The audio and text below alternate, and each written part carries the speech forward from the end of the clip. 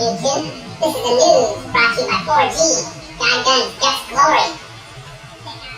Hope you like the new t-shirt today. You gotta zoom in on it. It says somewhere in Kenya, the village is missing its idiot. And on the back, on the back it's got Bush and it's got Obama. And they're sitting on the horses together, overlooking their herd of sheep down below them. And Obama, with his cigarette hanging out of his hand, says, "How am I doing so far, partner?" Bush is there with his head cocked back, laughing. "Hope and change? That was awesome!" Sheep down there saying, "Old new boss?" Same as old boss. Down to business. So this morning on the way to work, I couldn't help but to notice that they had blessed us with chemtrails. As you can see, moving across the sky. Got the up and down pattern. X marks the spot. I don't know why they like to do that. It's probably just like in your face. Nothing you do about it. No one's listening to you. So, yeah, it would have been a perfectly good blue sky, but the first half of the day was chemtrails and aerosols. God knows what's up there. And then by the afternoon, a quick spraying and nice blue skies. And on my way home, looked like a combination of chemtrails and maybe some real clouds rolling in. Of course, when it spread barium salts, it's going to form the nuclei for real cloud formation. Of course, the barium salts and the other aerosols are spread up there is not very good for us.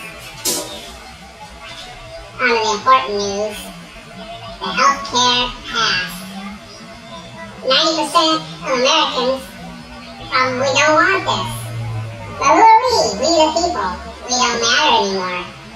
Barack Hussein Obama and Nancy Pelosi say that we're going to give you healthcare even if we have to ram it down your throats. And that's what they do. And that's what they did. Of course, we still have a fight state by state. You'll notice that most states are going to resist this, including the state that I dwell in, here in Arizona. And so, the key is, now you're going to have to put pressure on your local politicians. So like for me, we're going to have to put pressure on local politicians here. And tell them that we the people are not going to have this. And let them know there'll probably be an uprising if they don't resist this healthcare bill. And just tell the federal government that we're not going to do it. Because what's the federal government for? Pretty much to enforce our borders of the nation. And that's pretty much about it. But we've been molested by the federal government. They take all our tax money, all the money that the states collect. They take a big portion of it, absorb it to pay themselves, and all these alphabet companies that shouldn't even exist. ATF, CPS, CIA, IRS, to name a few. I mean, just imagine if we got rid of those, and those people are actually out being really productive for a nation we like, instead of just making salaries to bully us and molest us. But if we weren't giving the money to them, and then they decide what funds they're going to allow us to have back in our states by giving part of the money back to us. The money all came from us in the first place. It doesn't really come out of thin air. When they do put money out of thin air, you know what happens? They just go tax you somewhere else for it, which is all the money that they put out of thin air. You knew they were going to do something to us, and they're going to get it back with the healthcare tax. They're going to absorb most of that money back in the system. You mark my words, in a couple of years, after we got away with this, that carbon tax is going to be rammed through. Yes, it is. And we the people, we don't want that. We don't believe it. If we know for a fact that global warming is a lie, we have natural cycles. And those of you watching that think global warming is real, as far as man-made, no it's not. Look back to the medieval period, you jackass.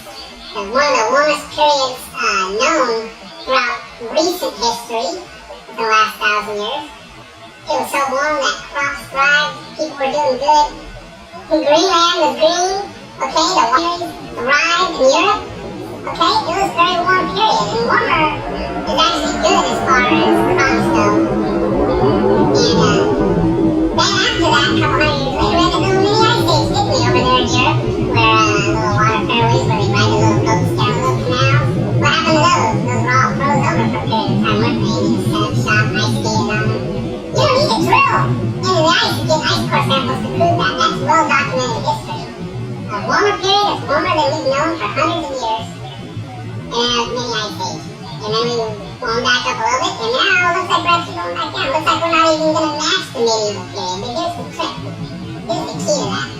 The medieval period, way before industrialized man. How about that? And here's something that Al Gore don't want you to know.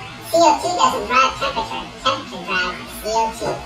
90% of the CO2 comes out of the oceans. Industrialized man has nothing to do with that. That's just natural from the solar rays and solar energy coming from the sun. More solar activity, more sunspots, it's going to get warmer. Cycles are not a constant thing. We don't have just 4 seasons, every year. We have longer cycles. Cosmic rays, which have a lot to do with the formation of natural cloud cover, and water vapor is 9% of greenhouse gas. You will notice that if you look at outdoors for IPCC, we always take water vapor out of the charts. That way the little minuscule little speck of carbon dioxide and the other trace gases look big because they took water vapor out of the chart. And then they zoom in on that and makes you look, oh my god, carbon dioxide, it's a major greenhouse gas. It ain't nothing compared to natural water vapor. Like I said, cosmic rays, they form, some of the clouds. Those aren't consistent. That's solar winds deflecting those, all sorts of things. The sun rays aren't consistent. That's one reason why nobody can predict the weather. So, turning this into a bigger rant than I want to, but basically America, I don't know what much more choice we have left. But probably going to have to rise up, at least at a local level, and maybe rise up and go shooting people, but we need to rise up and say, hey, we're putting our foot down, and definitely protect us ours. You watch somehow, in this bill or within the treaty that he's going to sign with you, and they're going to go after a gun. We ain't going to let that happen, are we?